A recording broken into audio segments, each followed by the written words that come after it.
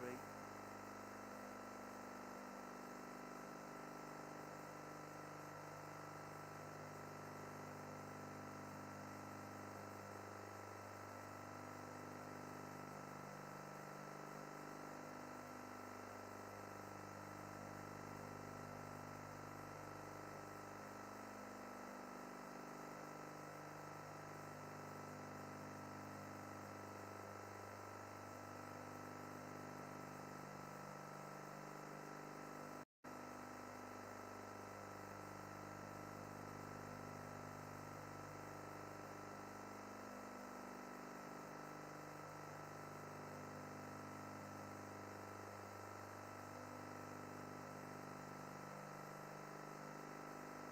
Check 2, 3, check 2, 3.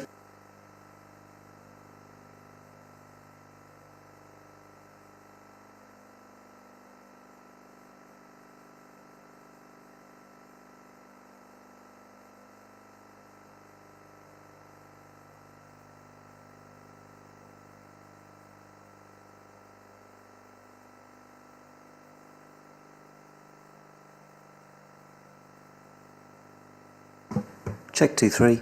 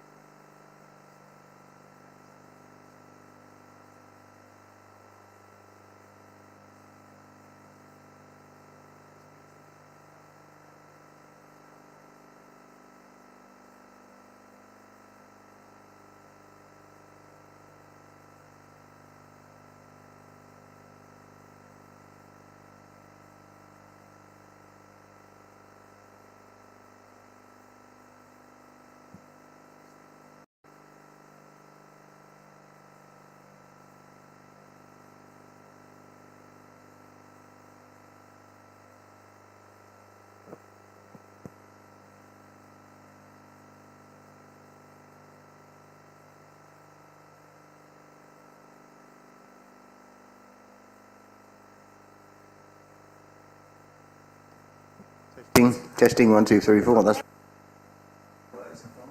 testing 1, 2. This one's working now. Yeah. Right.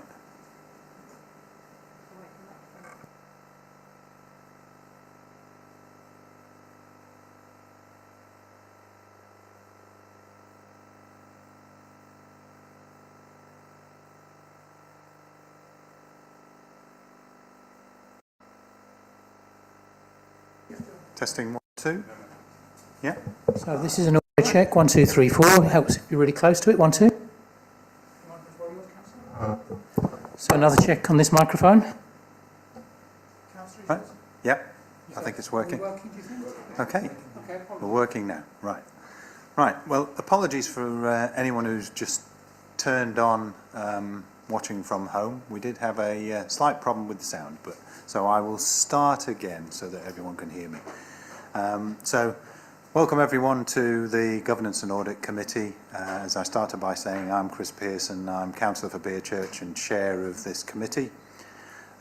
We're not expecting any planned evacuations this evening, so if there is an emergency and the alarm goes off, please evacuate the town hall by going down the main staircase or the back staircase to the High Street and then to the car park in St Rumwell Street. The meeting is being held in the grand jury room at the town hall, and it can be watched and heard on the council's YouTube channel, and this can be looked at and watched at your leisure later on as well. I would ask, therefore, that all speakers speak into the microphones and ensure that they are switched off when they're not speaking. Members of the committee may use electronic devices to access their meeting papers. Visitors are welcome to use mobile phones and other devices, including cameras, but to use those discreetly and not to use voice or camera flash.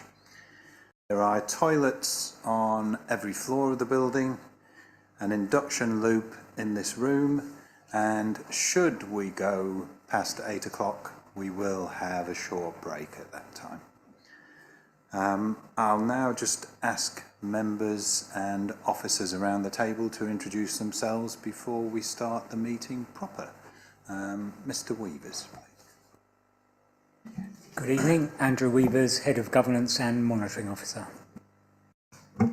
Hayley McGrath, Corporate Governance Manager. William Sunnox, Councillor for Rural North. Good evening, Councillor Paul Dundas, Tittery Ward. Councillor Alison J, Highwards Ward, Portfolio Holder for Economy Transformation and Performance. Councillor Simon Appleton, Highwards Ward. Karen Lohman, Director of Operations, Colchester Borough Homes. Mark Wicks, Head of Asset Management at Colchester Borough Homes. Philip Sullivan, Chief Executive of Colchester Borough Homes. Good evening all, Councillor Dave Harris, Beerchurch Ward. Matthew Owens, Democratic Services Officer. Thank you. And we are expecting Councillor Sarah Naylor to join us imminently, but I think she's been held up in a bit of traffic. We're also expecting Chris Hartgrove to join us virtually, but we're not sure exactly when at the moment. So what I'm proposing is that if Chris Hartgrove joins us before we get to that first full item on the agenda, we'll deal with that then. If not, I'm going to take the housing matter first, and then we'll come back to the finance item. Right, substitutions. Councillor Appleton is substituting for Councillor Smith this evening. I'm not aware of any urgent items. Declarations of interest. Anything on the agenda that anyone feels they need to declare an interest in? No? All right, thank you. Minutes, no minutes of the previous meeting to consider. No hordes of the residents of Colchester to have their say this evening. So that does bring us on to item 7. I say I'm going to move that to item 8 and bring item 8 forward to item 7 rather than us hanging on waiting, and then when Chris joins us we'll pick him up, provided he's here by the time we finish the housing matter. We'll introduce Chris's item at that point.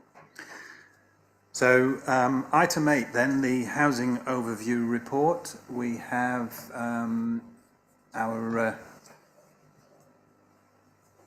chief housing of CBH with us, and a couple of other officers, and I'll allow them to introduce themselves and just introduce the report, and then no doubt there'll be some questions and comments. So over to you, please, Philip.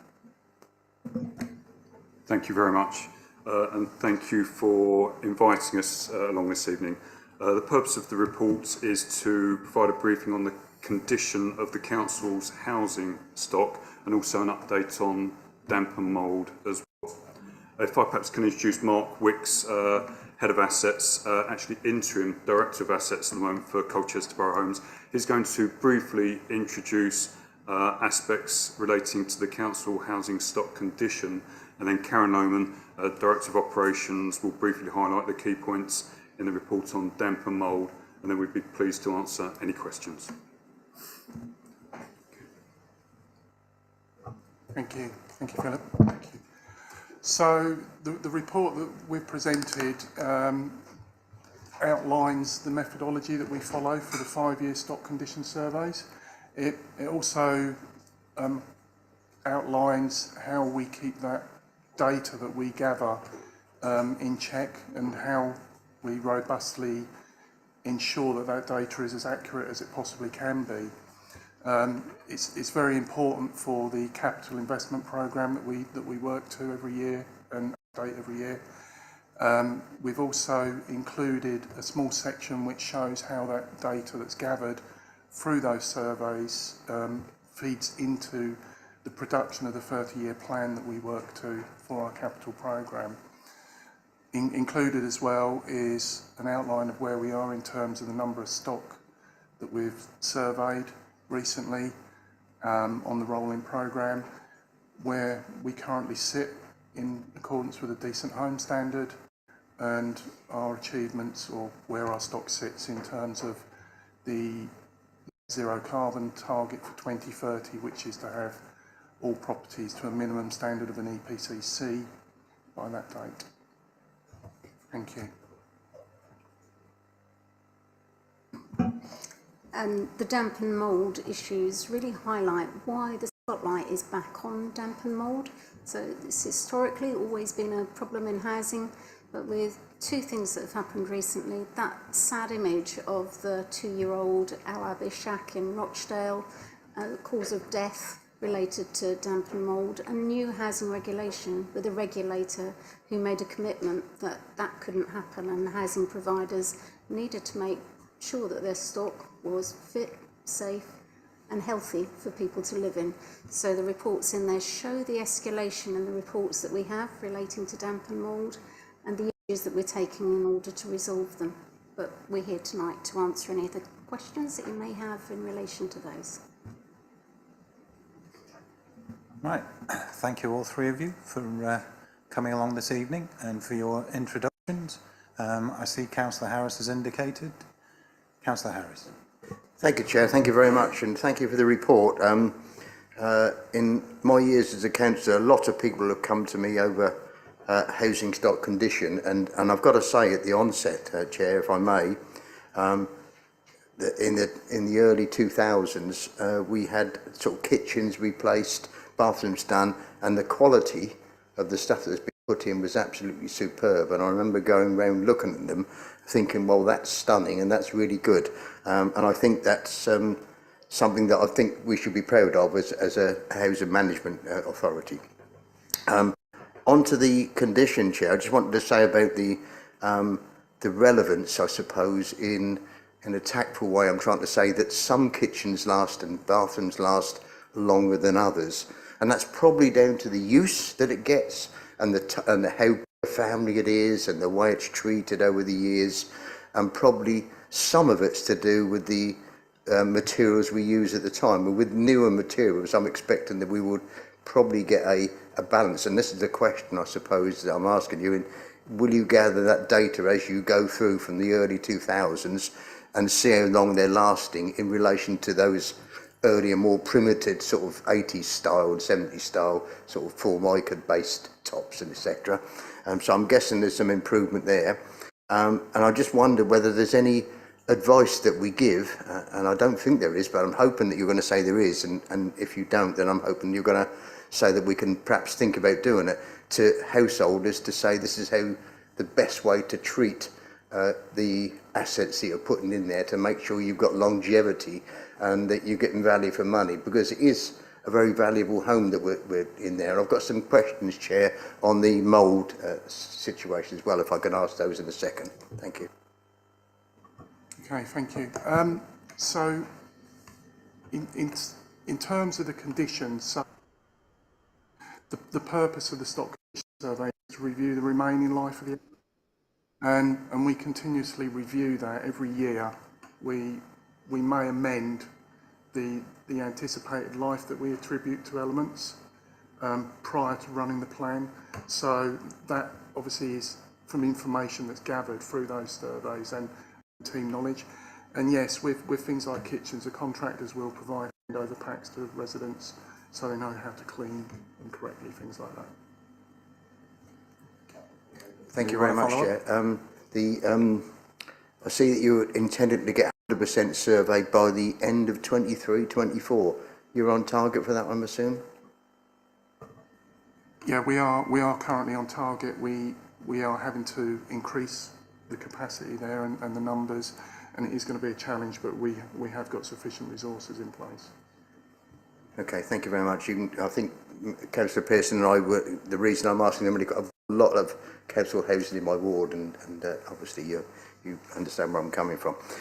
Chair, if I can switch now to the a question or two I've got on the mould and the condition surveys of mould and damp in flats and houses. Ever since I've been a councillor, I've had dozens and dozens, and I think Karen Noman and other people will know in the authority know that how many I've put in over the years over questions about mould.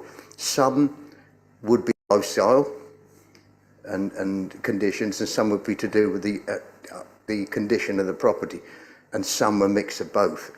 Is there any indications, because I can't seem to read it in here, whether that's all taken into account and the whole package, as it were, so you can give advice and look at things that we could do to the property as well to improve? Yeah, you're absolutely right. We have a wide range of inquiries that come through from people with condensation inside their windows, things that can be simply remedied, to actually structural problems to do with the property. Might be structural, something to do with a roof or a guttering leak, which is leading to more intensive damp problems rather than condensation. So it does cover a wide range of things. And what we're very mindful of as well is the people who live in the properties. So that vulnerability of the people who are living there is really important to us now. So when anybody phones in to report or request a damp and mould inspection, some of the key questions that they'll be asked at that point will be about who lives in the household, is there anybody vulnerable, so that we can prioritise our approach to that, because that's really important as well, how they cope with it, how they manage it, and the advice and support that we can give them. I think the cost of living issues have really exacerbated what's happening. People can no longer afford the right balance of heat and ventilation in their homes, so we do see quite a lot of people in that situation where the heating isn't sufficient to really balance the condensation levels. But again, with some advice and support, we link very carefully the work that we do to do a holistic approach. So it's not just a property-based approach when we're looking at damp and mould. We'll look at the lifestyle of the tenant, the financial affordability, and we'll bring in advice and support for whatever's required to help problem solve the issues that are occurring. Thank you, Chair. Thank you. Councillor Naylor, I just wanted to say welcome. And we were aware that you were struggling to get here, so it's fine. Councillor Sunnox, I saw you indicate. Yes, thanks a lot. Thanks a lot. I'm quite confused about how this work is accounted for and how it benchmarks out. This is we're given a table showing about 7.98 million of expenditure on just-in-time replacements, and so are these things that are capitalised and then written back? So I know that there are some items that in the accounts get capitalised and then written back through one of the reserves notes. There's a very large, about 10 million write-downs going on in the reserve somewhere that I have to admit I'm confused about. And how do they relate to the operating budget, where there's another 5 or 6 million of ongoing repairs going on? What can you give us a global picture of what all the different types of repair are? Thank you. Perhaps if I can start with a response to that. So this is a capitalised programme, Councillor Sunnox. In terms of the accounting treatment, I would defer to the council's finance manager, who would be directly responsible for that. So I'm happy to take that part of it away and respond to you afterwards, but it is a capitalised programme. So perhaps we can answer that when Chris Hartgrove comes on, because you know, we need to understand what I think I've heard, and I'm not sure about it, I have to admit, is that it gets capitalised and then it gets written down again through reserves. So it is costing us, but it's not visible. So the benchmarking I've looked at what Clarion spend on the 3 different major sets of repairs. It's about 2,000 per dwelling. Ours seems to come out, and again, I'm not very sure of the figures, at about 2,600 per dwelling, if you add all the major and the ongoing repairs and everything else. Does that sound right? So it'd be very difficult to say without knowing that we're comparing like with like. So for example, in here, this is the capital programme, purely the capital programme. Be interesting to, without seeing exactly what we're comparing with, it's difficult to say exactly. What I would say is that we challenge this through procurement to keep costs down to a minimum. Value for money is very important. But the similar side is there's a lot of pressure on inflation, build cost inflation, but to be able to compare to another, I'd need to be able to look at like for like. I'm not saying it's a bad thing if we're spending more than them. It might even be a good thing. I'm sure Councillor Harris would agree. But I would like to understand why it is we think ours is in worse condition than the average of a huge portfolio like Clarion, which must contain everything from the very best to the very worst in it. I mean, just to brief, again, without knowing exactly the Clarion position, what I would say is that our stock condition survey programme, the data that we hold and the component breakdown, the costing is very comprehensive. And you can see through the report the stages that we go through, the fact we have that audited routinely to give us assurance. So through us, we can give the council assurance. So what we can say is the data in there is comprehensive and robust. But again, it's very difficult without knowing the exact position as to, it'd be wrong and inappropriate for me to comment on Clarion, who may well similarly be comprehensive and robust. All I can do is give assurance on our data. Thank you. Sorry. Councillor Sunnucks, you done? I was going to say, I know we all have members on the CBH board. And this might be something that Councillor Smithson would like to pick up as part of his board duties, just to determine what's actually happening in terms of the detail, because I don't think we had that before us this evening. I've noticed that Chris Hartgrove has now managed to join us virtually. Chris, if you can hear me, are you able to just come back in on the question about capitalising?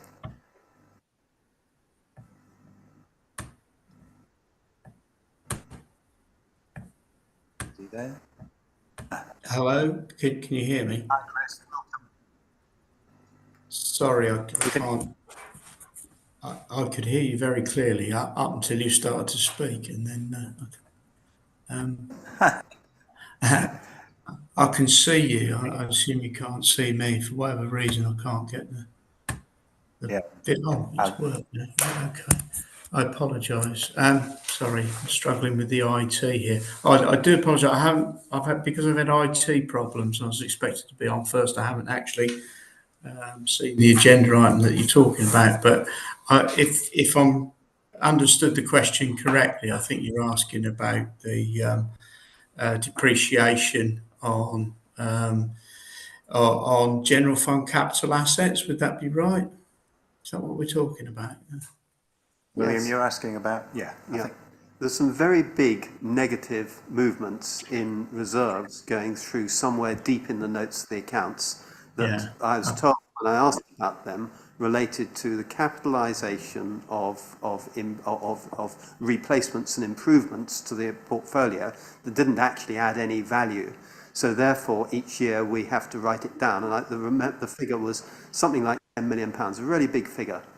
So what I'm saying is, in terms of what's eating into our reserve, we've got 6 or 7 million going through the revenue account, and then we've got also this further amount going through the reserves. Yeah. And I just wanted to sort of understand how that's actually working. Yeah, I mean, sorry, I'm tuning into the question. I haven't seen the numbers concerned, so I'm happy to take the detailed question after the meeting. But the principle is that basically all depreciation charges are they're charged above the line and reversed out through the movement in reserve statement. So there's no actual charge that hits the bottom line as such, which is different to repairs and renewals and things like that, which do actually represent actually represent a charge which hits the council's reserves. So that's the guiding principle. So it sounds to me as if you're talking about a revenue charge of 7 million rather than 10 million. But I'm happy to answer that question in detail if somebody could give me the full question after the meeting. Thank you, Chris. So can I suggest then, Councillor Sunnox, that as is your usual want, you send Mr Hartgrove an email with your detailed query, and then we ask Chris just to reply to all of us. Yeah. Yes, Chris, it's about the revaluation deficits we're seeing, not depreciation. All right. So I think if you could do, you know, but the same principle applies, Councillor Sunnox, in that situation. Okay. Thank you. Thanks, Chris. Councillor Dundas. Yeah, just very briefly, actually, just to pick up on what Karen was saying, particularly about problem with mould and damp and guttering, because a couple of incidents I found with residents, the two causes have been guttering blocked and overgrown gardens with undergrowth coming up against the house, and it's often actually not the house which experiences the damp. It's often the neighbouring property, and sometimes it's a case that a CBH owned property is causing the issue in a privately owned property, and sometimes it's the reverse. Have we seen an increasing problem with guttering not being cleaned and undergrowth, or is it just a coincidence? No, we do see a significant number of ivy-strewn houses and guttering coming round. We do have an annual guttering clearance programme. So once a year, programme goes out, cleans most of the high-level gutters and gutters that they can access. The timing of that is pretty critical, and it happens generally round about now or January time after the leaf falls, so the gutters can be cleared. But that is a significant contribution to lots of issues that we find. That gutters need clearing, drains are blocked. It's the simple things, as you say, quite often that needs ongoing maintenance. And we've been running some focus groups with our residents as well to help them understand what causes damp and mould, because they are things that the residents themselves can look out for, can alert us to, or where they can monitor and clear them. So it's really important that they understand some of the causes so that they can alert us at an early stage. So just for clarity, the responsibility of guttering clearing is CBH's, it's not the tenants, because I think I'm right in saying in most private tenancy agreements, it's the tenant who is responsible. So I just wanted to clarify that. For our tenants, we do hold a responsibility for the guttering, drain clearage and vegetation growth. We would generally expect the tenant to look out for and clear. Okay. Thank you. Councillor Sunnox, you want to come back? Yes, I've got a wider question about responsibilities. Councillor Pearson said we should ask Rhys Smithson, who's the Director of Colchester Borough Homes. But this accounting stuff and the amount going through the housing revenue account is not what it's unclear to me as to whether that's Colchester Borough Homes' responsibility.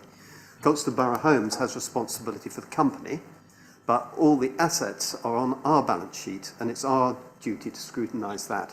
And I think it's a really big, looking at the figures, there's big, huge, great figures moving around on the housing revenue account. I have to admit I don't fully understand. I will get to the bottom of them one day, but I don't at the moment. And I think we should have it crystal clear where the responsibility lies between Colchester Borough Homes and the council. They are effectively the managing agent, as I understand it, for it. So it would be their responsibility as managing agent to see the gutters are cleared. But is it their responsibility to look after the value of that portfolio and do all the balance sheets type responsibilities that fall onto our council balance sheet? I think what I was saying, Councillor Sunnox, is that when you were asking questions about the comparators between a private landlord and CBH, that those would probably be best dealt with by the board to determine whether or not there was anything that we could do to squeeze the pips a bit more. I'm seeing the council leader just indicating at this stage, so I'll just ask him very quickly to come in. Thank you, David. Thank you very much, Chair. Sorry to give you yet another guest appearance. It will be quick. I just want to sort of say, listening to the questions and the statements as well, it's a mixture of both. That, just to remind the committee that we've got most will know, I think, we've got an HRA in-depth review in the new year. And that is because it's a fair challenge for us all to make sure we really do understand the ins and outs of those significant liabilities and assets and the relationship between them. I think less a concern for treatment, but there is a fair point about making sure that treatment is understood. So my suggestion to the committee would be that any and all of these points are rowed into that, so we do it in one place comprehensively, and then there'll be a appropriate moment for challenge afterwards. Thank you.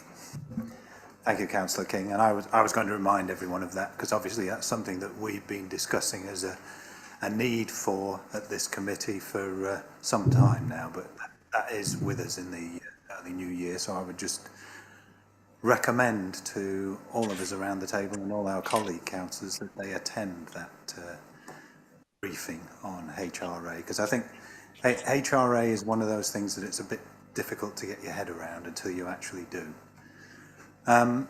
Any other questions or comments from around the table? I'm not seeing any other hands. Councillor Harris, I've got one or two, so I'll let you come in here. Just to ask a question, Chair, if I may, on the one of the comments about employing an additional surveyor for the mould. I assume that's a temporary post, and what sort of skills can we coach in-house, can we develop in-house to save the cost of that, to upskill some of our staff? Is that possible at all?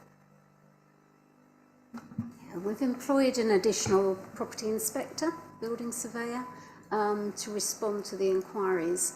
But actually we do run a fairly successful apprenticeship programme where we bring people into the organisation, train them up, and a number of them have gone on to become professional building surveyors and work through the scheme. So that's something that we always look to do. There is a real skill shortage of building surveyors at the moment, and the cost element for bringing those into the organisation. So yes, it's a temporary contract for the additional one that we have at the moment, and hopefully the demand will lessen as the season changes. Thank you. There were a couple of things that I just wanted to pick up on, and one is to say that I'm pleased to see that we're working so well on mould and damp surveys. The information before us suggests that the 100% of the properties subject to access will have been surveyed by the end of 23-24. Are we talking about early in 24 or later in 24 is just my question, because I know we're all aware of how important mould and mildew has been, not only nationally but also, as Councillor Harris has already pointed out, it's one of the constant complaints I would suggest that councillors around the table are inundated with. So if I could just have an answer to that one, and I'll come to my second one, please. Thank you. So our aim is to ensure that all the stock condition surveys are completed by the end of March next year.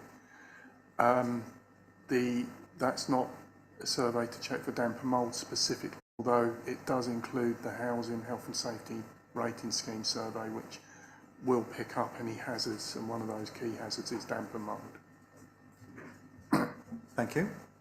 And the second question I had, and I'm very pleased to see that we are working to net zero carbon targets, but I did notice in 2.6 the quite significant sums that are required in order to achieve that, and the suggestion that not even half of that at the moment is likely to come from central government. So just keen to get some indication of how CBH is likely to ensure that work is carried on at pace. Okay, so there's two key targets. So the first one is obviously a much lower cost in terms to the 2030 target. I think we're not unusual to any other landlords at the moment in the sector. The 2050 target of net zero carbon is based on current predictions, and there's also quite a heavy reliance on changes in technology, advancements in technology, which it's impossible to know what they're going to be at this time. But it is a factor that, based on experience with the Social Housing Decarbonisation Fund, that at the moment the grant that's likely to be achievable is 40%, and it is something that does need to be factored into the HRA in the long run. So watch this space, I think. Thank you. And I did have one more, actually. I was just looking through my remarks. In 3.3, we talk about Category 1 hazards and acting on these swiftly. Now, one person swiftly is not necessarily another person swiftly. So I just wondered, in terms of our own time frame, what sort of deadlines is CBH working to, please? So the Category 1 requires immediate action. If there's an immediate risk, say something like a faulty electrical socket, that will be reported immediately as an emergency, so it'll be picked up within 24 hours. If it's something that's going to be a little bit more complex, and some of them can be, we'd be carrying out an assessment within like a week and raising a job to be completed within a similar time frame. Some of them do take a little while to resolve, but there would be that immediate response. Right, thank you. I haven't seen any more indications, so I would just say to Philip, Mark and Karen, thank you very much for your contributions and your responses this evening, and we look forward to seeing you again next time. Thank you very much. Good night. Thank you. Chris, are you live and ready now for your piece? And I do commiserate with you over IT, because I know I updated Teams in the last week and a half or so, and I haven't been able to get the camera to work since, even though it's working when it recognises the need to switch the laptop on. So something's going on in the system somewhere. Okay, thank you, Chairman. I'd apologise for my late arrival and my general lack of IT skills, but I'm here now. So basically just a quick verbal update on the accounts position for the committee, and I think the headline is that the committee members may recall that we had some pretty significant sort of show-stopping almost resourcing difficulties, shall we say, in the finance team, which did lead to a sort of partial hiatus, if you like, in the last few weeks. But I'm pleased to report that we have managed to recruit a new finance technical manager who's got a very impressive CV and a strong track record of preparing financial statements for councils such as Colchester. So we're in a strong position. She took up position on the 1st of December, so has very much been familiarising herself with the situation and making contact with key colleagues, should I say, and auditors, etc. So the basically early assessment really is that the fairly extensive sort of capital work that was undertaken by the Epping team during November has now been completed, and the journals prepared and handed over to the Colchester team. So the baton has passed on, if you like, and I'm pleased to report that was a major blocker for a short while, but that's been overcome. So we're through that stage now, and we're at the stage whereby it's sort of relatively routine, sort of finishing off tasks in the main. So posting the final journals, rerunning trial balances, and completing the final notes, etc. It is fairly voluminous, though, and I have to report that the previously trailed publication sort of fairly aspirational target date of the 20th of December.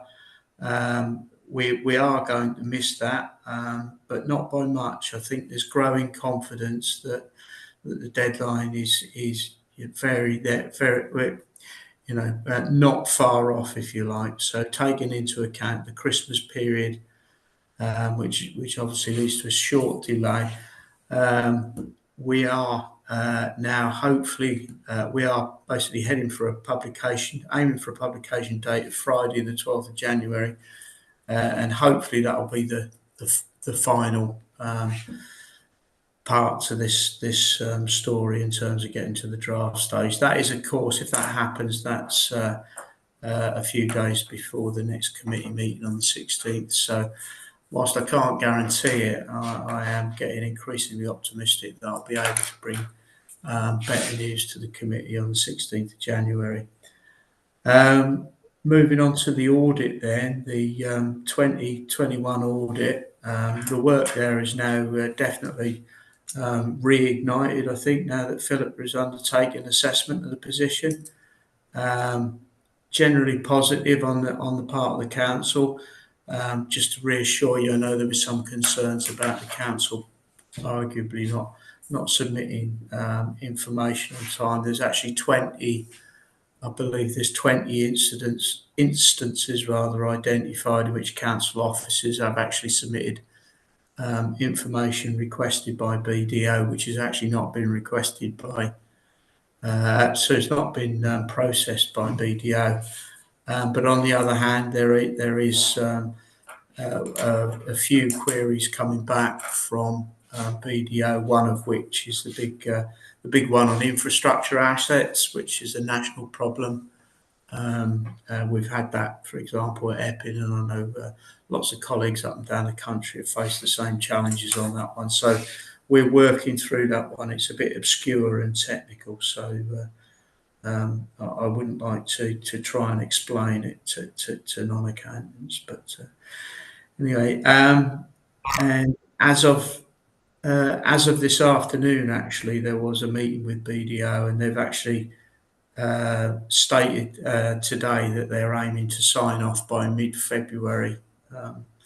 So we'll see. As I say, there could be quite an arduous journey through the infrastructure queries, but hopefully we can navigate our way through that. With regard to the 21-22 audit, again in the meeting this afternoon, BDO have indicated that they are actually awaiting a ministerial decision on whether the audit is required at all. So if it is required, then the plan from BDO's perspective is to start the audit in July 2024. The idea being that allows the council space to produce the 23-24 financial statements, but at the same time, BDO would be completing their work on NHS audits. They are suggesting that a relatively smooth audit would take around 10 to 12 weeks thereafter. So if that materialised, then we'd be looking at an opinion in the region of October to November 2024.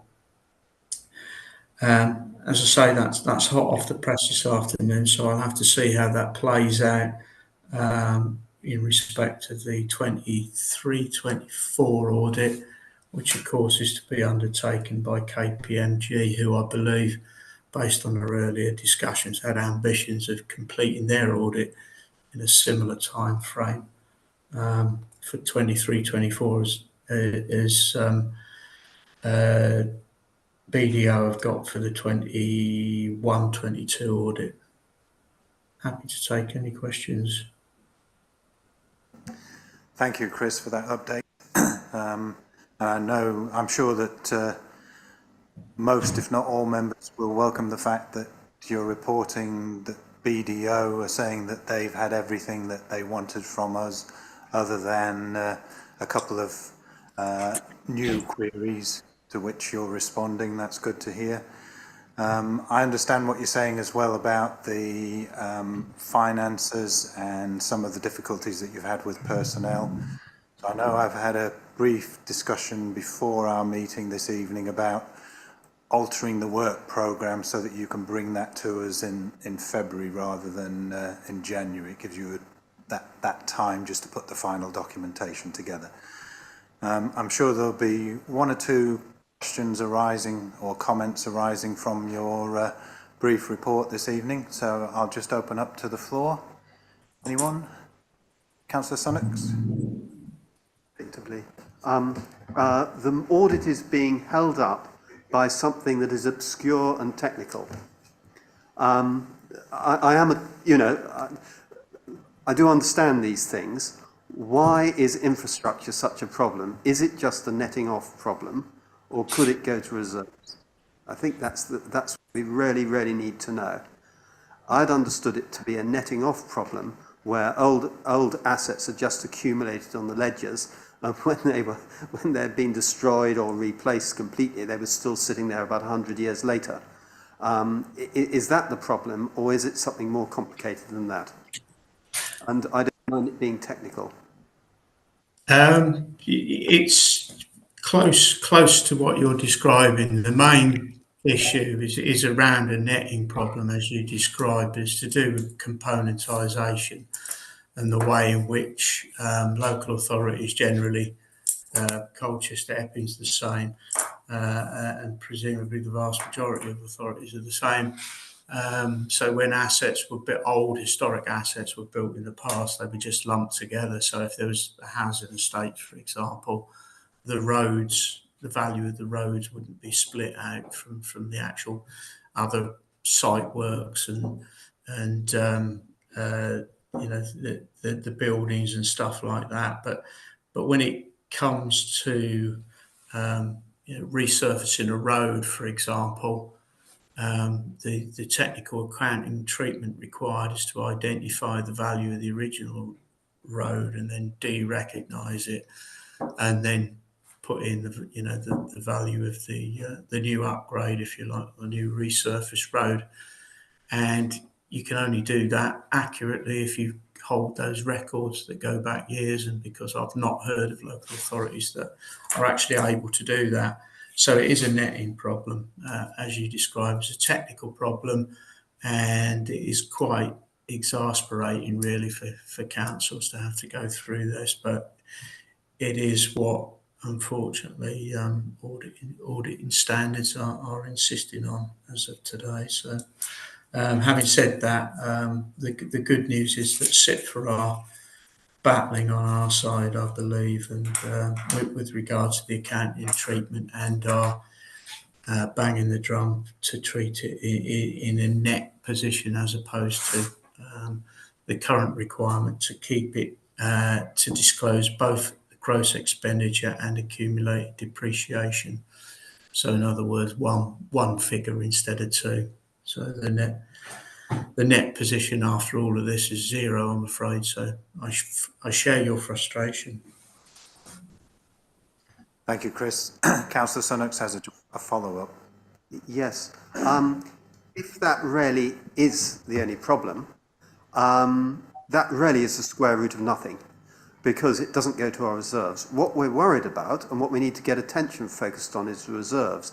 If really it's about netting off of assets and the accounting treatment through non-distributable reserves or unusable reserves, which is what it sounds as if it is, then wouldn't we be wise to, and other councils be wise to accept an audit qualification over it and get on and get those accounts audited? We're in a terrible position coming up to a budget next year, and are we really going to? I was delighted to hear the accounts, last year's accounts, are going to be published in January. If they're published in February, we're once again doing a budget where we don't know what our starting point is. So wouldn't we be better to carve this out and to say it's a problem that is a complete waste of everyone's time solving?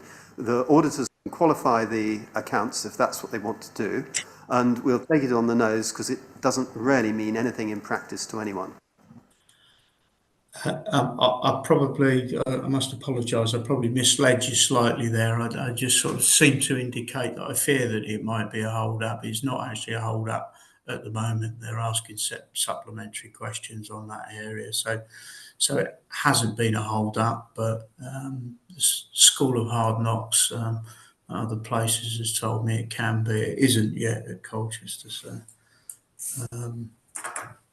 that's obviously something we'd have to, if it boiled down to that single point, then that's something that would have to be considered, I suppose. But we're not at that stage yet.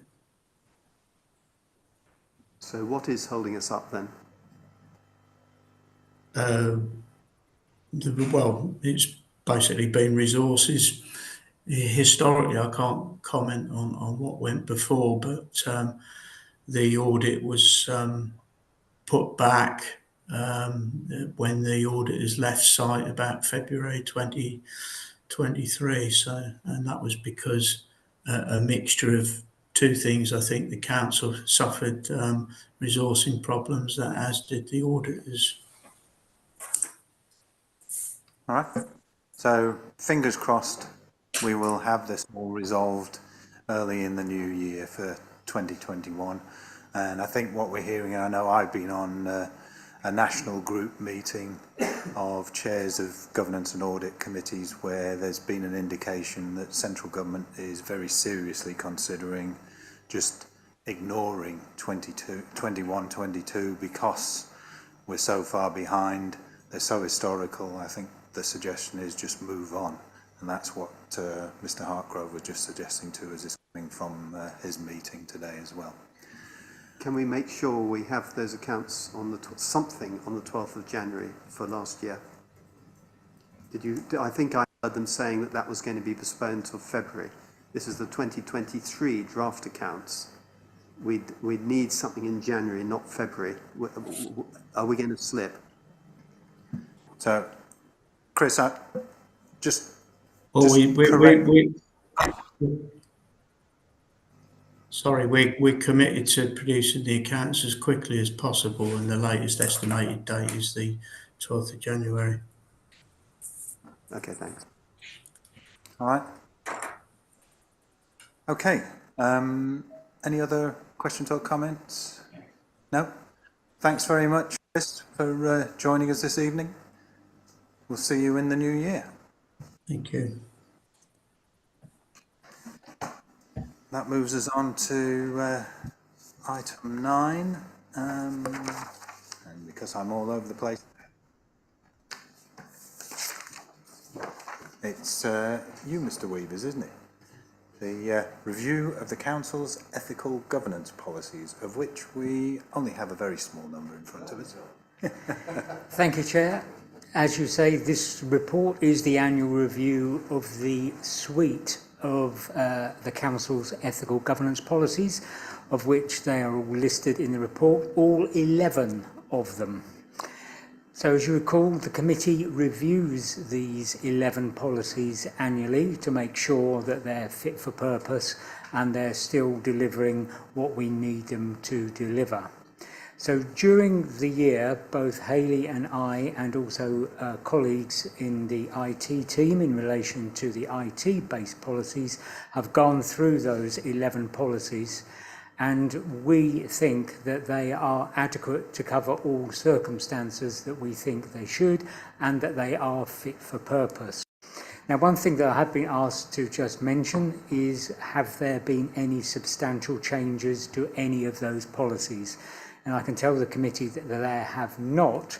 The only changes that we have made are minor changes, and those reflect the structural changes within the organisation within the past year. So it reflects the new senior management job titles, etc. So, Chair, in the report, it also refers to, at section 4, it provides you with a table with a number of times that each of those policies were invoked and whether or not it was effective. And perhaps if you want me to go into a bit more detail about that later, if anyone's got any questions, I'm happy to answer those questions on there. But just going through the report a bit further, paragraph 4.3, I just want to highlight the covert surveillance policy. So that particular policy is subject to an external inspection, a triennial review by the Investigatory Powers Commissioner's Office, and that happened earlier this year in March, and they concluded that they were satisfied that we demonstrated compliance with the necessary legislative requirements. They also said that our policy was fit for purpose. I also took the opportunity to ensure that key officers, authorising officers who would, if we were to invoke that policy, had refresher training, and that was successfully delivered. Paragraph 4.4 just reminds the committee that the monitoring officer writes an annual email to members and officers reminding them of their obligations under the anti-fraud and corruption and whistleblowing policies. I usually send it just before Christmas, just to cheer everybody up. The income and debt policy has also been reviewed by the operational finance team, and there are no proposed changes in that policy either. So, Chair, I have no particular changes to highlight to the committee, just to say that all those 11 policies have been reviewed, and our recommendation to you is they are fit for purpose, and you recommend that full council includes it in the council's policy framework. Thank you. Happy to take any questions. Thank you, Mr. Weavers. And as we've been reminded, we're required, or we're asked to recommend to full council that these be approved this evening. One of the things that I did request is that when we have these come to us in the future, that where there are amendments to the policies, those are drawn attention to, so it's easy for us to have a look, because there's a lot of bedtime reading. I know Councillor Sunnox and I volunteered on your behalf to go through half of them each, and certainly it did cure my insomnia, so I'm sure it did yours, William, as well. So I'll just raise that for questions or comments. Councillor Harris. Thank you, Chair. The covert one, I understand, and I found this out by accident because I was trying to help the neighbourhood teams, that we hold some covert CCTV cameras that monitor hotspots of fly tipping and antisocial behaviour. Is that device that we purchased and we hold within the City Council covered by this legislation? Because it says in this legislation or in this policy we're not supposed to use it, and yet does that mean can we use it or can we not? Chair, the answer to that is not classed as covert surveillance. What we do is we tell people that a particular area, a hotspot, is under surveillance. That's overt surveillance, and that is perfectly legitimate. Thank you. Right, thank you. Any other questions or comments? I mean, I know I made a rather flippant remark there, but about the amount of wording that is in these policies, but they are essential to the good governance of Colchester City Council. So I think it's essential that we do actually look at them and go through them, and we do spend enough time ensuring that they are fit for purpose. I have no doubt that Mr. Weavers and the team do likewise, and they bring to us necessary changes. Councillor Dundas, I saw you indicate. Yeah, just very brief. It was about the ICT policy, which is it's sometimes a bit of a struggle with councillors. It took me a long time to persuade the Conservative groups, all of them, to use the council email system. Although, and I know that the councillors are aware of it, I think trust has fallen a bit in it recently, and I must admit I don't find it an easy to use system. I do think that there's perhaps a little bit of a lack of understanding still between that councillors are often doing 2 or 3 different things and 2 or 3 different jobs, and have got computers all over the place, and it's really quite an invasive system if you try and use it on your computer. And if you were working somewhere during the day and you accessed Colchester's system, it would wreck your your companies, and you'd probably get sacked for breaking their ICT policy. And I just think perhaps we do need to think about it a little bit. And I was also going to mention the accessing from abroad. I think that perhaps needs to be clarified with councillors a little bit, because whilst I wouldn't probably expect many members of staff to be accessing their work systems whilst on holiday, councillors do, and it's actually very easy to circumnavigate. I have done so accidentally and thought, how can I access, how am I getting this to the other side of the world? They shouldn't allow me because it's come up, but I found out why it could. But I just think perhaps we need to make it clear to councillors a little bit how to do it. Thank you, Councillor Dundas. I share most of your anxieties, because for me, fortunately, I no longer have to worry about a work piece of tech any longer. But when I did, I mean, I was logging on to that, I was logging on to my own personal, I was logging into council, and as you say, it does get quite awkward at times when you're doing that. And I know trying to access council emails abroad, which and my mother living as she does abroad, often I'm trying to do that. There is a way around that with the old VPN, but it's not always that straightforward. And then now a throw a 6 to start system sometimes gets in the way as well.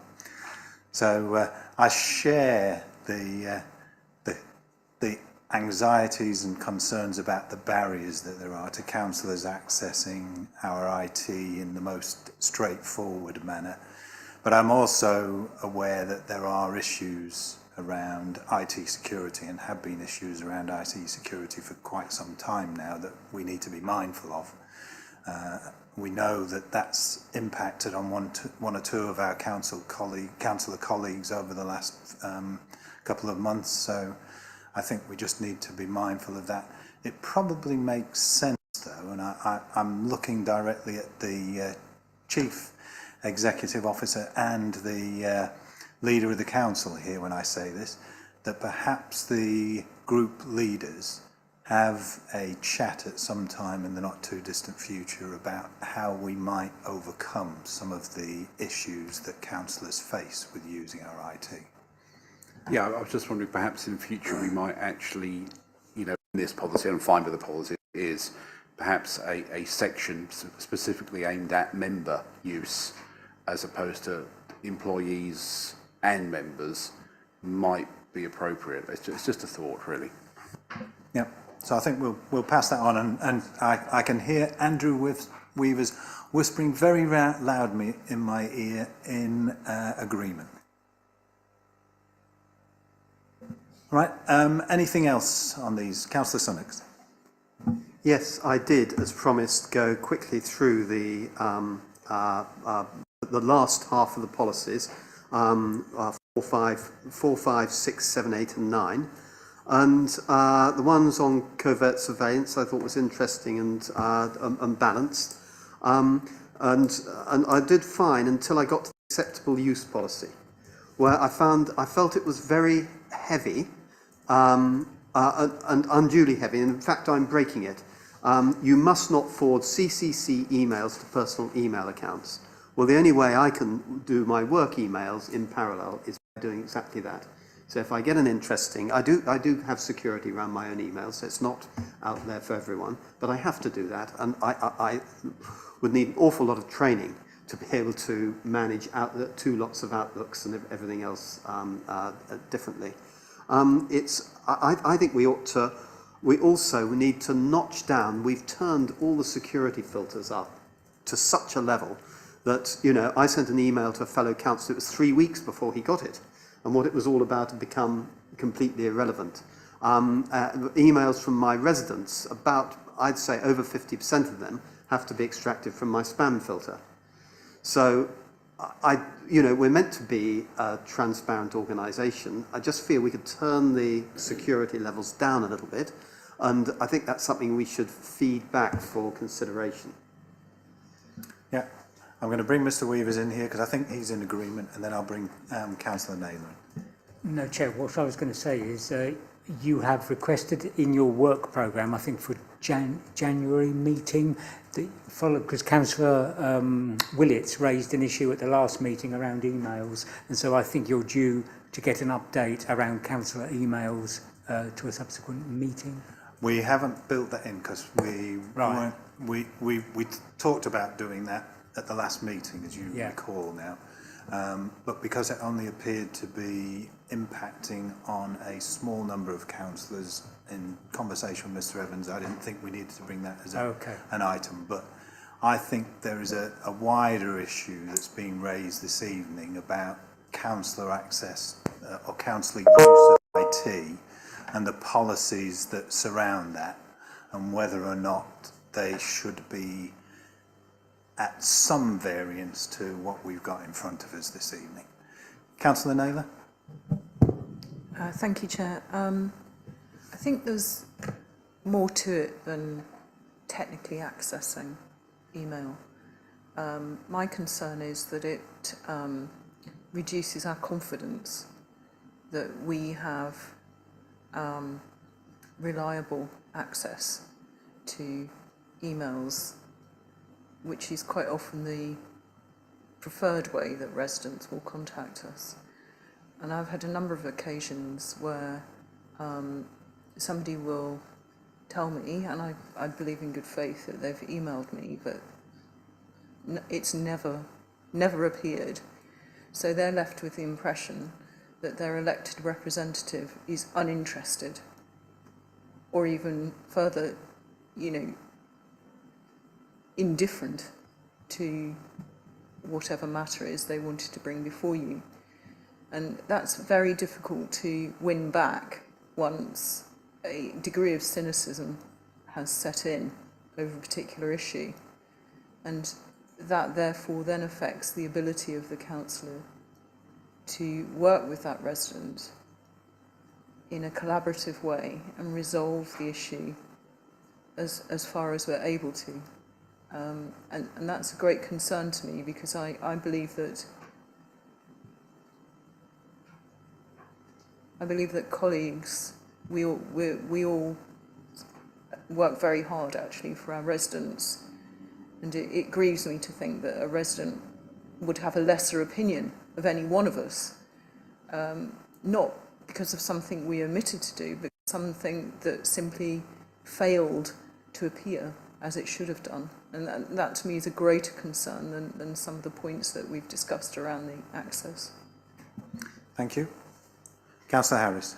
Yes, absolutely agreeing with Councillor Naylor. As far as I'm concerned, I now, and I've been doing this for some years, go into the spam that drops into my daily every day and check, and quite regularly, 4 or 5 times a week, I'll find a genuine, real email from a resident in there. And if I hadn't have done that, I'd have been in the same position that you found yourself in. So, and I think that advice needs to go to all councillors, as the chair was saying, that referred to the Councillor Willett question.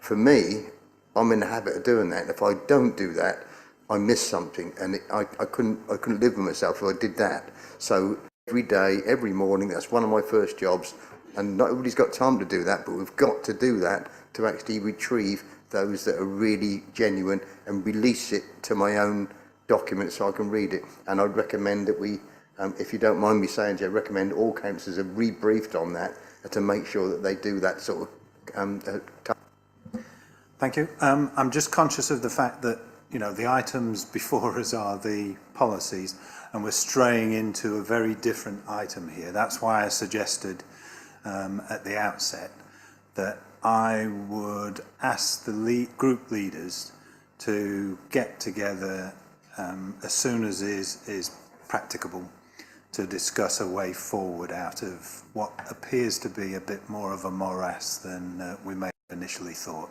I'm just going to bring Councillor Naylor and Councillor Cernix in very quickly, but I think that's my suggested way forward if you're all in agreement. Councillor Naylor.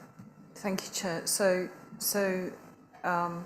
my take on that is that some of the conversations that have happened recently is that governance has been given for a reason for those items going missing. So I'm raising it in that, the interests of governance.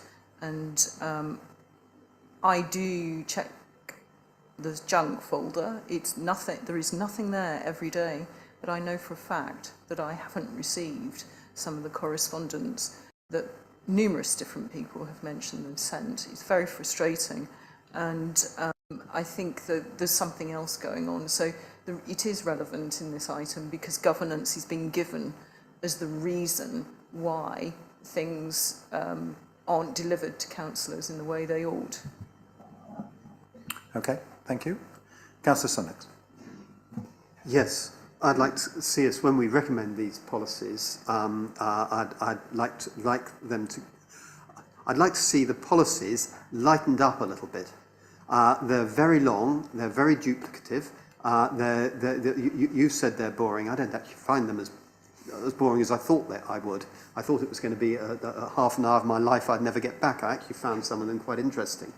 But they overlap with each other. They are overly, and I feel that it's the sort of thing that puts pressure on our staff. If they've got such strict policies that every human being is going to slip up on some of them, you always know that you're sitting there, if someone doesn't like you, with a guillotine over your head. You've disobeyed something. I'd like to see them lightened up, perhaps not this time, perhaps we should put them through. I'd also like to see anyone who manages to find, a lot of them duplicate national policies. So a lot of the data protection one is just general GDPR stuff. So I'd like to try and just have very short policies that refer to a national policy and then a couple of points that are relevant to Colchester. And the last point is about the, I want to use the retention policy as an example of complexity. 3 or 4 pages of different lengths of time that we have to hold documents due to the complexity of legislation. Who is going to be able to obey that? Which officers? It puts so much pressure on people. Have we got a full-time archivist? That's what you'd need if you were going to actually be able to obey that policy. If you want everyone to be, each department to be obeying it, you need to have 3 lengths. You have to have things that you keep for 1 year, 7 years, and forever. Something like that. So we need to, if we want to see this council starting to run more efficiently, we need to simplify things down, take the pressure off our staff, and start making things simple and focused. Sorry, it's going a little bit wider than policies. I think I'm saying that we could recommend this, but with these points for the next review. Thank you. And I don't think I did say they were boring, but I'll stand corrected when I go back and listen. I did. I thought I did say they were wordy. Yeah, and I agree with you on that. I think you're quite right, because having worked in an organisation where there were umpteen policies that were of inexorable length, I agree with you. We ought to make them as user-friendly and as simple as we possibly can so that everybody understands what the aim and objective of the Can we offer a chocolate ice cream to any officer who manages to dispatch a policy or halve its length? Are you paying for that? Absolutely. In that case, yes. Challenge. I think the challenge was accepted on behalf of the officers then. All right. Okay. So with that caveat, those in favour of recommending to full council that these be approved for inclusion in the framework. Councillor Naylor, are you right? I think that's unanimous then. Thank you all. Okay. That moves us on to item 10, the annual review of the Members' Code of Conduct and Council's Localism Act arrangements. Mr. Weaver again. Thank you very much, Chair. So yes, this is the annual review of the Council's Members' Code of Conduct.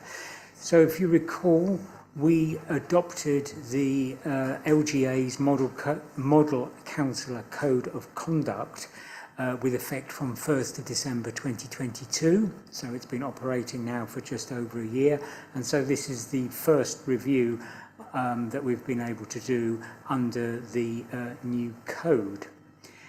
The situation that we've got at the moment is that the City Council adopted the LGA code, but not all of the town and parish councils within the city have adopted the LGA code. Some have, some haven't. Some are still running the old Colchester Borough Council code because they adopted that. Some are running the old NAUC code as well. So from my point of view as monitoring officer, the town and parish councils are running a mixture of codes which sometimes can cause a bit of confusion when I received a complaint about a particular council, and we have to determine whether or not that particular code is appropriate there. Paragraph 5 of the report talks around the review of the arrangements and the code of conduct. You'll recall that under the Localism Act 2011, we are required to adopt a set of arrangements for dealing with allegations where councillors are alleged to have failed to comply with the code. And those arrangements are publicly available on our website and are used by the public quite frequently. I would say, following a review of the arrangements, I am not proposing any changes to them, except following our experience of the hearing subcommittee earlier this year, there was a recommendation that as part of the initial assessment, I should make sure whether or not a complainant is a councillor, whether they be a city councillor, whether they be a parish councillor, and that should be documented within the arrangements document. I have included that in the flowchart in the arrangements document, so I have added that in as required. 5.3 of the report refers to Appendix 1. That is backward looking because it's looking at the result of allegations on the old code between November 18 and November 2022. And that, if you like, is the final time that you will be seeing that. The table at Appendix 2 details the number, type and outcome of allegations received since the LGA code has been adopted, and that provides you with a bit of information there. And finally, Chair, I'd just like to mention paragraph 5.5. Under the Localism Act 2011, the Council is required to have at least 2 independent persons who I liaise with and also advise this committee in circumstances involving complaints around town and parish councillors and also city councillors. We need to undertake a recruitment exercise because we haven't done that lately for 2 new independent persons. And Chair, I would say I will be commencing that recruitment exercise early in 2024. Of our 2 existing independent persons, one would like to stand down and one would like to continue. I have to say the one that is continuing is vastly experienced. She's actually a town clerk in a town council, not in the city area, and she brings a wealth of experience which Hayley and I greatly appreciate. So, Chair, it was just to give you that heads up that we will be commencing this recruitment exercise, and it will be reported to committee in due course. Thank you. Happy to take any questions. Thank you. I think it's always good to refresh the independent members. I would just suggest that we do our best to ensure that we are circulating the vacancy as widely as possible so that we end up with as diverse as possible a couple of independent members. Councillor Sonnocks, I saw you indicate. No, Councillor Dundas, sorry. Thank you for the report. I've no particular issue with the report at all. It's just, I think, a comment really about the Code of Conduct, because I still think the thing which causes the biggest difficulty with councillors is, if we read it, the Code of Conduct applies to you when you are acting in your capacity as a councillor. And that is still such a vague term, which I think 90% of the difficulty in arguments over Code of Conduct complaints is confusion over to what degree somebody's acting in the capacity as a councillor, particularly on social media.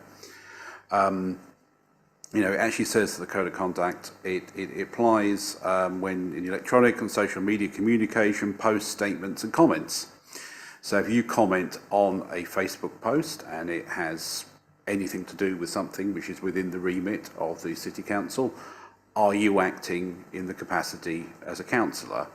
And I don't think that that is really clear or really very well defined, because we've had cases where people have had codes of conduct and they said, well, I was a personal comment, I wasn't acting as a councillor, and vice versa. So I'm just wondering if in the future, you know, we give examples, later on we're talking about the hospitality and gifts, we give a lot of examples of situations you might find yourselves in as to what's reasonable to accept or not. Should we think about doing that slightly more with our code of conduct and really try and nail down when you are acting in your capacity as a councillor? It's a good point. I think I would say from a personal perspective, I always believe that when I am acting in a public forum, I'm acting wearing my councillor hat. And I think that probably comes from the nature of my work over the last 2 decades, but I know that some of our colleagues don't necessarily see it that way. Mr. Weaver, do you have any comment on that? Yes, thank you. And thank you for Councillor Dundas's points, which I think are valid. What we have to do in these circumstances is then refer to the LGA guidance on the interpretation of the code. And that guidance provides further depth to interpreting exactly what Councillor Dundas was referring to. Broadly, does it relate to comments on social media? Yes, it does. If you say anything on social media and you say it in your capacity as a councillor or give the impression that you are acting in your capacity as a councillor, then it will be caught potentially by the code of conduct. That's all in the LGA guidance. Thank you. Thank you. I suppose it's for us as well, sitting around this table, and for the group leaders to bring that to the attention of our colleagues across the council. You know, I always take the view that if I'm commenting on anything publicly, I'm wearing my hat as a councillor, so I have to be mindful of the code of conduct when I do so. Right, all we're asked to do is to note and remark on the code of conduct. I think we've noted. So we'll move on to item 11, review the local code of corporate governance, and back to you. Hayley is going to take on this one. So we'll give Mr. Weavers a break. I'd much rather listen to Hayley's daughter anyway. Ooh, poor Mr. Weavers. But yes, we thought we'd give you a break from having to listen to him all night. So I'm covering the Code of Corporate Governance, and we bring the code to you every year. And the local Code of Corporate Governance sets out the principles that we abide by, that's set by CITFA and Solace in the Delivering Good Governance in Local Authorities Guide.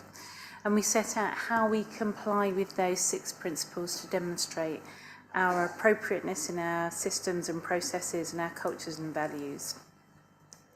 So, as I say, we review the policy for you every year, the code for you every year. There aren't any particular changes to the code for this year. We have updated a lot of the hyperlinks, so now you can go straight to supporting documents rather than just telling you they're supporting documents. You can go and see them.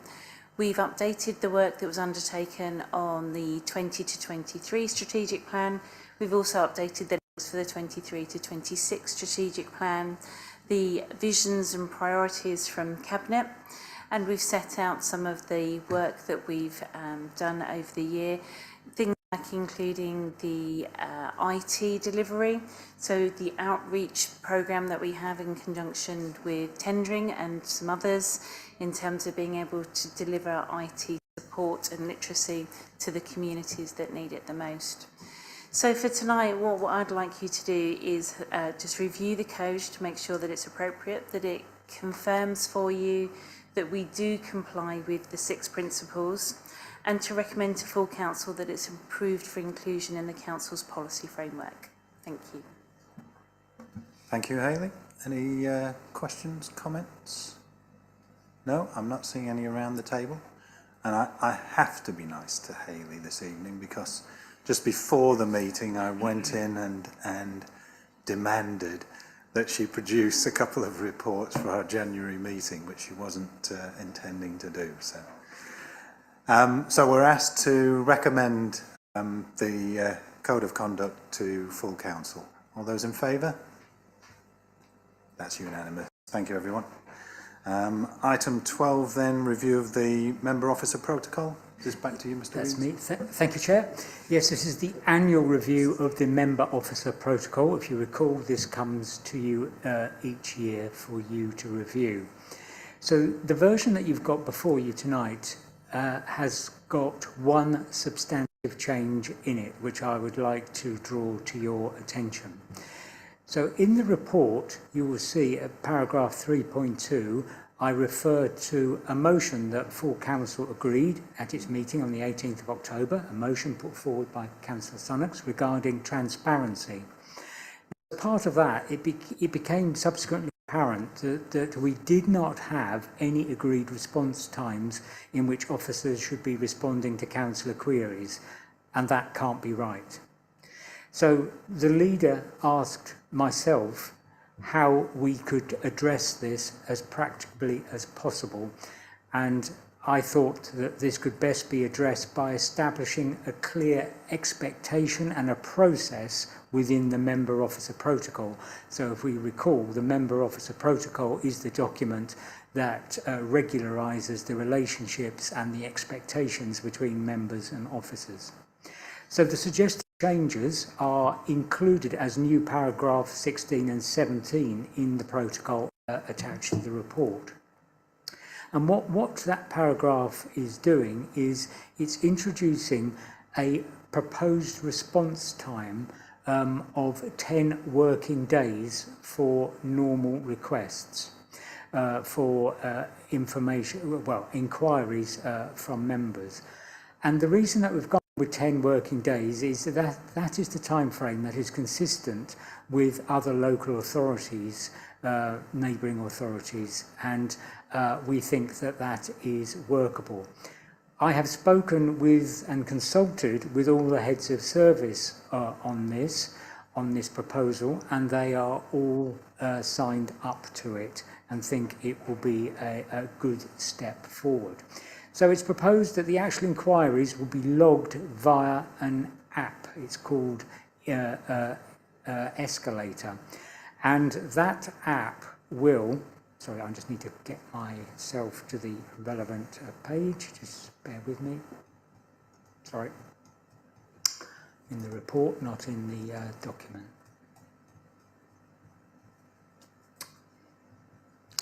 So that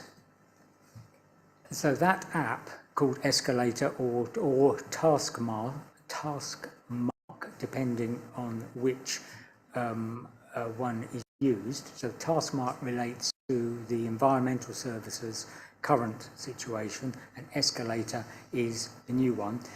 It will be logged in there, members will have access to it and will be able to see, hopefully, the progress of their query. But the key thing is it will be allocated a reference number. So there will be a clear audit trail on queries, because what's apparent at the moment is that there is no centralised record anywhere of member inquiries. So we as an organisation do not know how many member inquiries we are receiving. We don't know where they're going and who's responding to them. This process will centralise that and enable us, hopefully, where the intention is to provide a better service for members in relation to member inquiries, and you will have a target response time. So if you've got a query from one of your residents, you know that you should be getting that response from that particular officer within that particular time frame, and if that's not going to happen, then the officer should be coming to you and explaining why that's not happening. And you will know who is dealing with that. So hopefully that is the bare bones of the process that's in the protocol.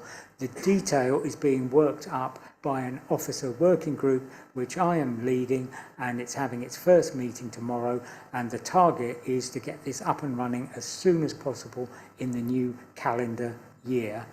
But one thing that we will have to do is ensure that there is proper communications with members and also officers to ensure that everybody is using this appropriately. But hopefully, Chair, this can be agreed as the bare bones for the process. The actual mechanics of how it works will follow later.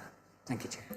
Thank you, Mr. Weavers. And I must admit, when I saw this, I thought, yeah, really good that we've got time frames for responding, but what the heck is escalator task? Because I thought this had passed me by somewhere. I think it sounds a really good idea, but I'm just mindful of the fact, and we've already had a discussion this evening about IT and the differing levels of skills that there are amongst members. Some of us may find it very quick and easy to use and to use it appropriately. We know that some of our colleagues will find it less so. So it's important, or it's essential really, that once it's ready to be rolled out, all members have the opportunity to see it in action and to, what I always used to term, use it in anger, to work out how it actually does operate, so that it's working on behalf of the council, on behalf of officers, also on behalf of members. Any questions or comments? Councillor Dundas. Just very briefly, I just wanted to check that under this policy that the offering and acceptance thereof of a chocolate ice cream in exchange for work is acceptable.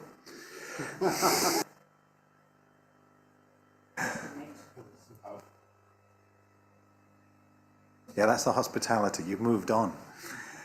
Right. Councillor Jane. Yeah, it was under 10 paragraph 2, just something that came up at the Members Development Committee I'm chairing, but it says members and officers should not criticise or undermine respect for the other at council meetings or any other meeting they attend. I just wondered if that could be extended to include briefings, because that was something that we felt in the Members Development Committee needs to be, people need to be mindful as well of protocol at those briefing meetings as well as sort of more formal meetings. Thank you. Thanks for bringing that to our attention.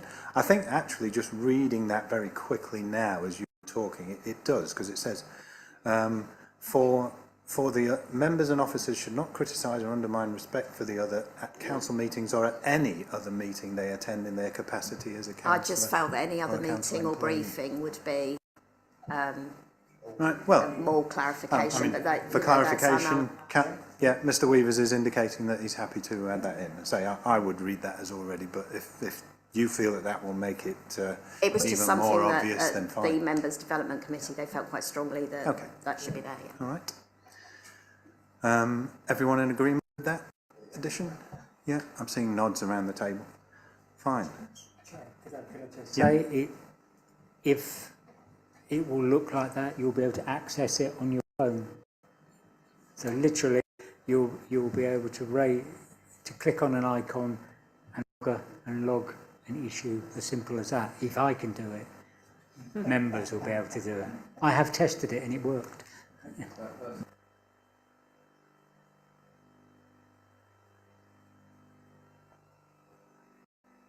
Right. Thank you. So we're asked to approve this, but also to ensure that it's included in the council's constitution. I think, does that have to go through full council? No. No, Chair, but approved subject to Councillor Jay's amendment, which I'll include. Thank you. All right. So all those in favour of it being included? That's unanimous. Thank you. That moves us on to the next policy around ice creams. Gifts and hospitality. Thank you, Chair. Yes, this is the annual review of the guidance for members and the policy for employees in relation to gifts and hospitality. I have to say I have gone through both policies and guidance, and there are no suggested changes to either, Chair. Thank you. So in other words, it's the same policy that we've been working to for the last 12 months, and probably the previous 12 months to that. I can't remember when we last changed this one. Any? Councillor Naylor. Just a thought. So, how long has the limit been? £50? Do we know? Sorry, how long has that been in existence? Yeah, sorry, I'm not sure if you can hear me. How long has it? The limit been £50? I think for a while, but I'll defer to Chair, Mr. Weavers. the limit of £50 has come from the LGA's Model Code of Conduct. We did have the limit of £50 in our previous version of the code, but that has come directly out of the LGA. So, to answer the question, since December 2022. Okay, I'm just noting that as the years progress, that becomes relatively lower. Yeah, with inflation it becomes a lesser, but I mean, I'm quite comfortable. If anybody, I'm comfortable, if anybody but I'm to, thinking, you know, is there a process by which that is reviewed, or is it reviewed by the LGA? Yeah, it will be the LGA, but I mean, I have a personal view that if somebody gives me 50p, I would want to declare it, because, you know, I think that's the right and proper thing to do as an elected representative. I don't disagree. I'm just asking if it's reviewed somewhere else. Yeah, as Mr. Weaver says, the LGA will review it, and I think, you know, we've agreed to abide by the LGA guidance for the last couple of years. Say, I can remember it being £50 before that, so we obviously were, and I presume if the LGA review that figure, it will come back to us to review and incorporate into our policy accordingly. Right, any other questions or comments? No? Thank you. So we're just asked to approve the guidance and the hospitality policy for employees. Approved? Right, thank you.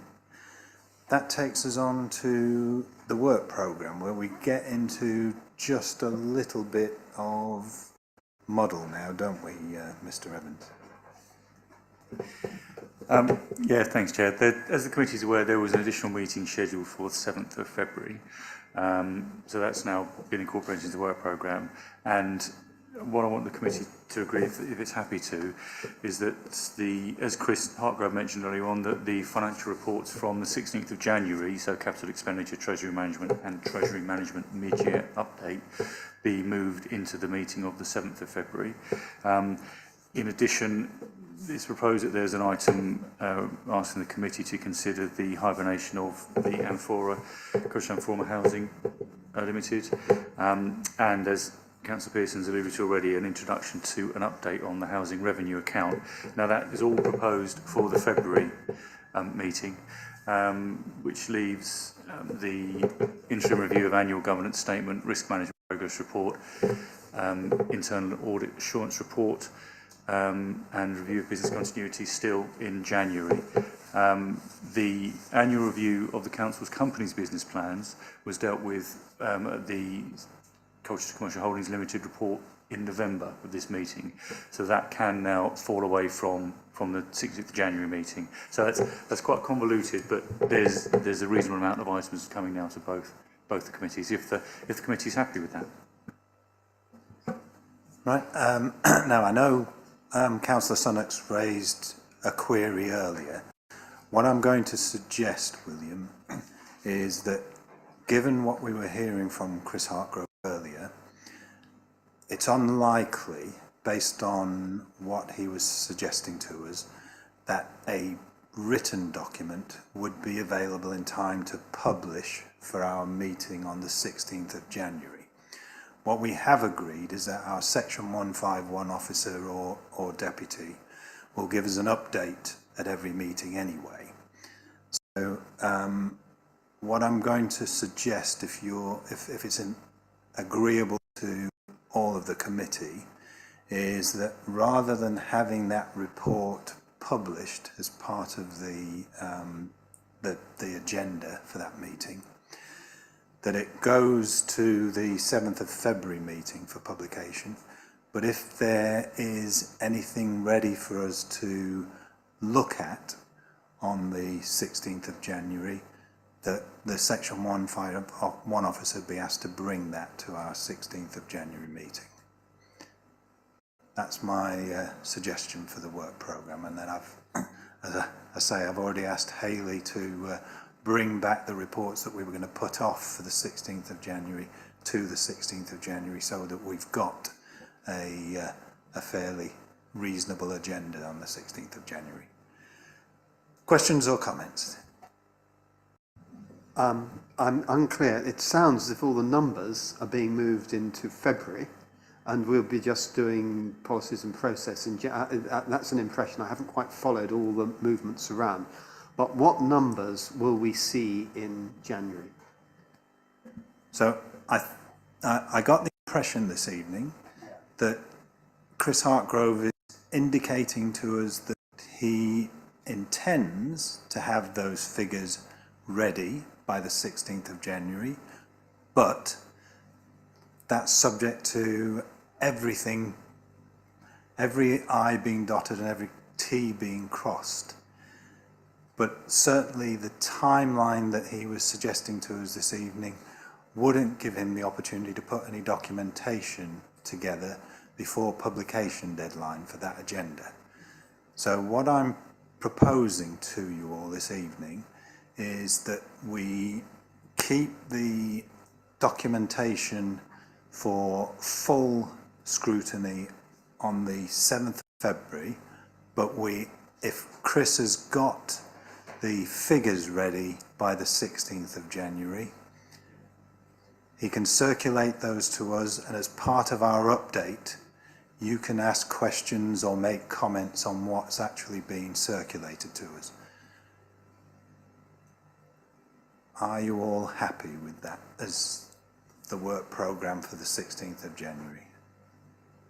Councillor Harris. I certainly agree with that, Chair. The reason I agree with, because I think if there are figures available on the 16th of January, I'd like to look at them. And if it means we get to look at them again in more detail in February, so be it. Let's do it twice. Yeah, I think I'd agree with that. I think it's just as long as we make it clear that we want to see anything available on the 16th of January, which is, I get the issue that for them to actually be published as part of the agenda document pack for that meeting, they'd have to be ready at least a week before, and there's Christmas coming up, etc., etc., etc. But I, for one, would be quite happy that they're just presented to us the day before or a couple of days before the meeting as an additional supplementary whatever, and they don't have to be published. Because we've got the standing item there, we can consider it under anyway. Thank you, and that's why we've now got the standing item of an accounts update on every agenda. So it gives us the opportunity to shoehorn anything like this in if we need to or if we can do. But I'm just conscious of what we heard from Mr. Hartgrove this evening about some of the difficulties there have been and how relentlessly he's working to get those to us in a timely manner. But I very clearly heard from him this evening that he wouldn't be, he's unlikely to be in a position to be able to publish those for our 16th of January meeting. Councillor Naylor. Sorry, I just wanted to support Councillor Dundas's point that if at all possible to pull that deadline forward, because if they're presented to us within hours of a meeting or at the meeting, it's really impossible to, make use of them.